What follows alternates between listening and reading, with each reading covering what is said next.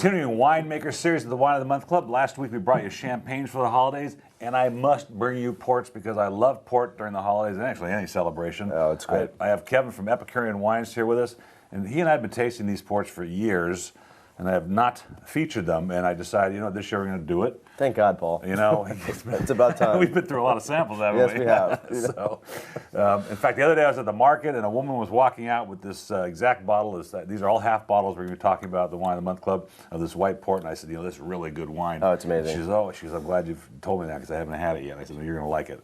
So we're talking about ports today.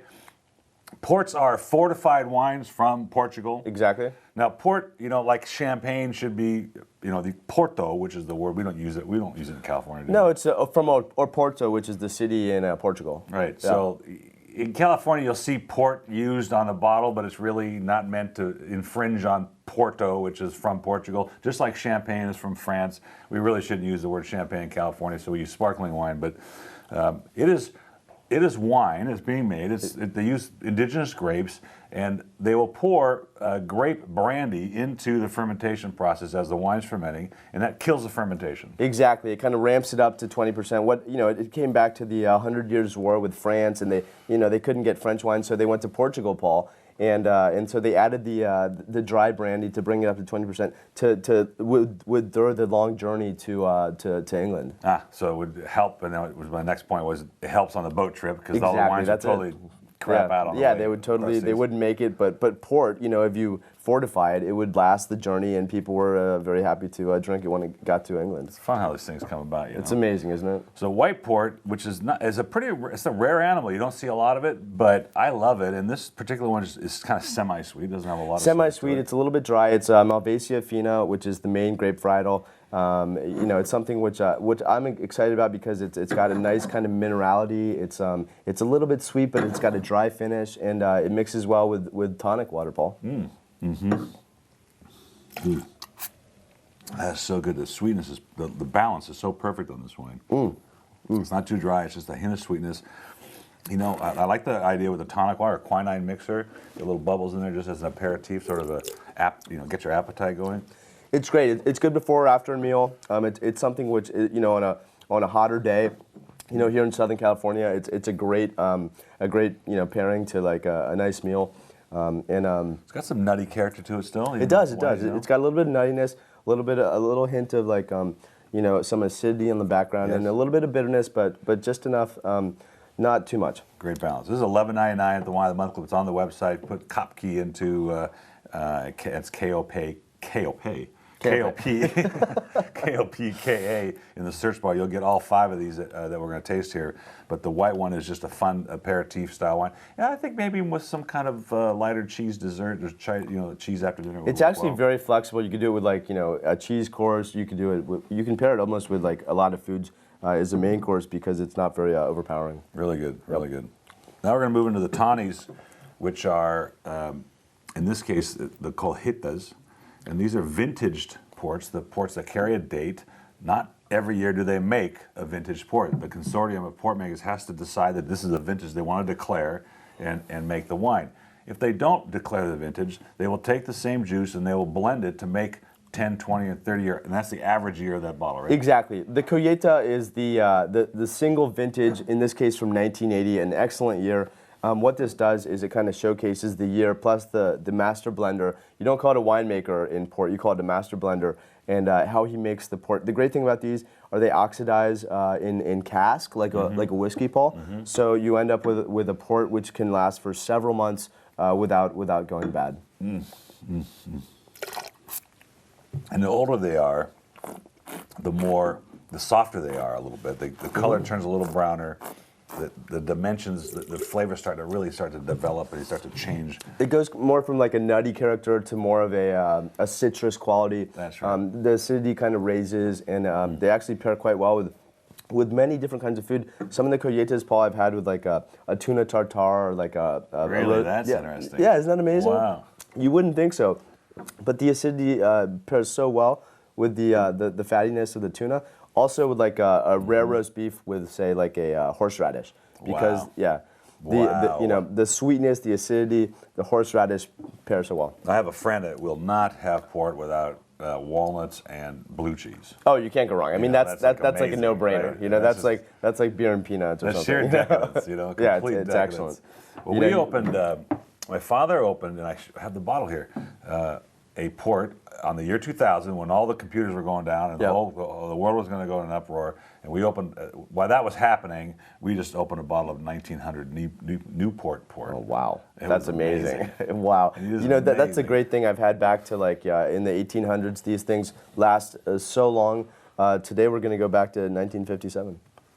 Oh, I know. That's kind of. Oh, yeah, I should. They have a 58. No, they don't. They do actually. Oh, that's my- The 58's really good Should I actually. admit my birth year? Yes, you should. Come on, Paul. You look much younger than that. Thank you. That's because I drink a lot of port. Anyway, this has got a nice sort of citrusy finish. Not in that it's like lemony, but it's just got a nice crisp acidity and a slight hint of nuttiness in the front palate. Now you look at the color. This is, by the way, the 1980 is $60.99 on our website, and it's available in half bottles. Everything's half bottles, including this 57. Even though we're showing a full bottle here, it's the bottle is a half bottle, 375 milliliters.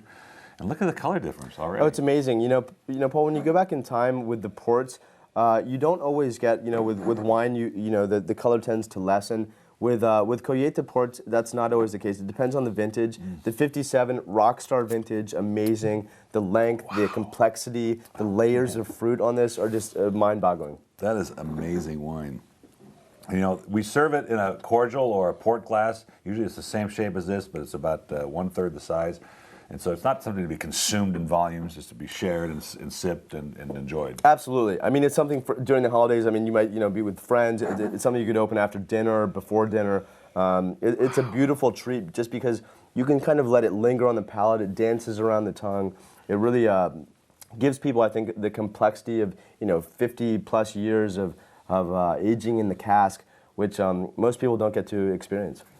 Wow, the weight is gorgeous on the tongue, and the flavors keep coming. I'm getting a little almond, I'm getting a little walnuts, I'm getting, I get a little bit of a citrus hint, just that the acidity is citrus acidity, right? It doesn't taste like lemons or limes, but it's got that acidity that comes from that kind of citrus. It's Gorgeous. amazing. I mean, this thing it's the one port, the 57, that, Paul, when I taste it, I tell people, give it a minute, because it dances around the palate. It kind of pops up in the nooks and crannies of your mouth. Yeah. And it really It is really something does. that's it's an unbelievable wine. It really is super.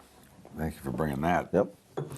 That is $224.99 on our website. I know it's expensive. It's a half bottle, but it will last when it's over. It's not like a regular wine that will denigrate after a few days in the bottle. Now we're moving into the. Now we also have a 70. We didn't bring the 78, right? Oh. That's okay. We have a 78 as well on the website. That's $69.99. Another gorgeous bottle of Collita port. I tasted probably a dozen ports that day. Yeah, I mean the 78 to me, it's like as far as like something which isn't as old as the 57, but it's obviously a little bit older than the 80. Excellent, amazing. It's got a little bit more complexity than the 80, but it's something that I mean during the holidays with the food pairing, it's great for after dinner and things like that. Great. All of them are great. Okay, now we're moving to the ruby ports, which when you go to the market, you look at the shelf, you see Tawny, you see 10-year, you see 20-year, and I'm hopeful we're sorting that out for you. The vintage ports are the vintage ports of the Collitas. The 10, 20, and 30-year ports are the average age of the ports that are in that bottle, and those are that's the juice from the vintages that are not declared. Right. And then now we're moving to ruby ports, which are what? Well, the thing about the ruby ports, Paul, is they're not tawnies. A lot of people say, oh, port is port, but no, it's not. You've got the tawny ports that we tried, the Collitas, which are the single vintage tawnies. And then when we go into the fine ruby, we're dealing with something much more like a wine, Paul, with it's a very intense, concentrated something which is, it's bottle aged. So this is something that, when you open this, it's probably good for maybe, a week or something like that, but it's not going to last the months that the Collitas do. Because it's definitely grapier. Yes. And because it's aged in the bottle as opposed to the cask, where the cask is going to oxygenate more and it's going to age more and it's going to turn more. But this is the typical port you'll find in most markets is a ruby port. They're kind of redder in the glass. You can tell by that when you pour them. You can see it here.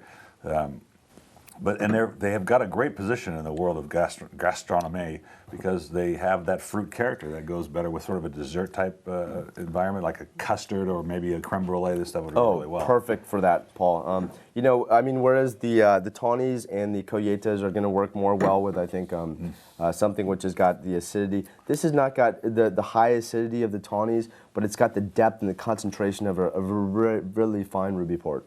Very good. They're really good. I didn't want to spill that one. Oh, don't worry. I didn't want to drink it. Jeez. That's $11.99 as well on the website. This is the Kopke Fine Ruby Port. All of them 375 milliliter bottles. Gorgeous wines. Kevin, I appreciate your time. Thank you, today. Paul. Thank you so much. Yep. And Good we'll see you holidays. at the next one. Have a Merry Christmas. Take care.